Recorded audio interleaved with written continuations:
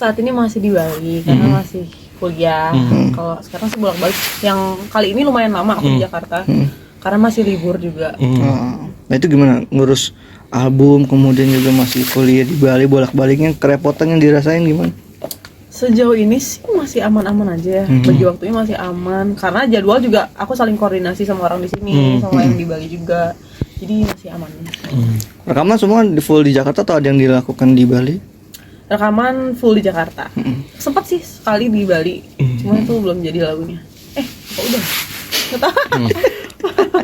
Kalau tanggapan masyarakat Bali kehadiran kamu gimana di sana? Mereka support banget sih, karena kan pertama mereka ngelihat ada Mahal ini, gitu. Itu kan lumayan naik tuh dari Bali. Terus ada Anggis juga sekarang, terus ada aku. Mereka benar-benar support karena akhirnya nih orang Bali dilihat di industri musik Indonesia, gitu. Lumayan positif dan aku juga jadi semangat sih karena ada dukungan dari mereka. Suka beban sendiri gitu nggak sih bawa nama Bali gitu? Secara tidak langsung kan pasti membawa nama Bali kan. Pasti beban karena aku harus tetap ngeliatin identitas aku sebagai orang Bali gitu karena kayaknya masih kurang ngeliatin gitu aku rasanya. Masih cari-cari juga sih. Tapi kalau buat pasar di Bali sama di Jakarta gitu beda nggak sih mungkin lagunya? Kalau kamu lihat apa mungkin di Bali lebih suka yang galau-galau banget, di Jakarta lebih beat gitu? Kalau itu sih pasti beda ya karena di Bali itu sampai sekarang pun orang-orangnya masih banyak dengerin lagu-lagu daerah Bali gitu. Lagu-lagu Indonesia juga didengerin, cuman emang orang daerahnya lebih mengutamakan lagu-lagu daerah Bali gitu. Cuman mereka tetap support kalau ada orang Bali yang bermusik di Jakarta. Ada rencana masukin unsur musik Bali mungkin lagu-lagu kamu gitu. Pengen sih. Siapa tahu itu bisa jadi identitas nanti. Aku pengen sih. Mungkin nyanyi di sambil musik nari kecak. Cepet banget. Terima kasih banyak buat idenya. Dan Hanoman masih masuk. Nyanyi sambil Enggak lah. Kasih campur. Gitu, musiknya. tapi baju barong ya. Sambil tes kriuk. Adem. Tapi kalau kamu sendiri gimana bermusik di Jakarta dan di Bali bedanya apa? Bedanya kalau di Jakarta itu ya karena emang orang-orangnya mendengarkan lagu-lagu yang seperti itu. Jadi rasanya kalau lebih gampang masuknya aja. Kalau di Bali orangnya lumayan picky. Jadi kadang ada yang nggak masuk kalau aku nyanyi satu lagu gitu.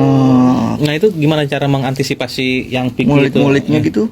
Ya paling tetap dikenalin aja, tetap kenalin lagu aku. Terus banyakin off air. Kalau off air tuh kenalin juga gitu. Kalau kamu tuh berarti genre pop ya? Iya, pop. Balad kah atau mungkin pop aja? Iya, kebanyakan balad. Jadi memperkenalkan saya dari Balinya tuh penting nggak sih di Bali itu? Iya, penting. Aku sampai sekarang kalau manggung di Bali pun aku kenalin, karena kadang pun aku dipanggil kayak Ci Meiska gitu. Hai Ci gitu. Bujuk kokoh. Kayak ternyata orang Bali pun banyak yang nggak tahu aku dari Bali. Akhirnya aku kenalin lah. Salam kenal semuanya, Om Swastiastu. Saya tuh dari Bali loh aslinya gitu. Mereka kayak Tapi bisa bahasa Bali sebenarnya? Masih? Bisa lah. Jangan lupa gitu. Dari kecil di Bali, terus di Bali gitu. Dan sebenarnya punya nama Bali nggak? Mungkin Meski Adina nama panggung. Iya, itu nama aku juga sih, cuman nggak diubah. Cuman nama lengkap aku tuh Putu Meiska Adinda Putri. Putu itu nama Bali. Dan ketika mau perkenalkan dari Bali, tanggapannya pasti berbeda juga gitu, maksudnya lebih diterima gitu segala macam. Iya. Gitu ya. Emang penting sih. Selalu kasih tahu itu biar mereka notice. Itu biasanya yang manggil Ci itu di media sosial kah atau kalau ketemu? Kalau ketemu. Iya, di media sosial nggak ketahuan. Kalau aslinya orang Bali. Jadi kayak orang Chinese. Ada keturunan mungkin? Enggak sih, enggak ada. Tapi kalau misalkan fans kamu base-nya tuh banyaknya di Jakarta apa di Bali? Di Bali ada, di Jakarta ada. Yang besar tuh yang kalau yang di Bali dan Jakarta sih. Oh, ada dua itu ya. Berarti kamu tuh udah dilihat berapa? Yang udah dirilis Sama Telat Cemburu berarti 3 atau 4 ya?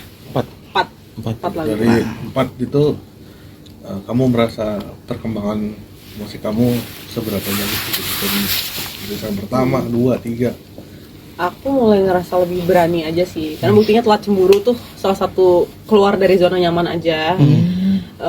dan mulai nulis lirik juga, compose lagu, itu sih perkembangannya. Dan kamu kayak ngerasa ini sebuah mimpi kamu yang akhirnya udah ketemu belum sih jalannya? Karena kan udah 1, 2, 3, 4 lagu, terus bentar lagi mau ke album. Iya.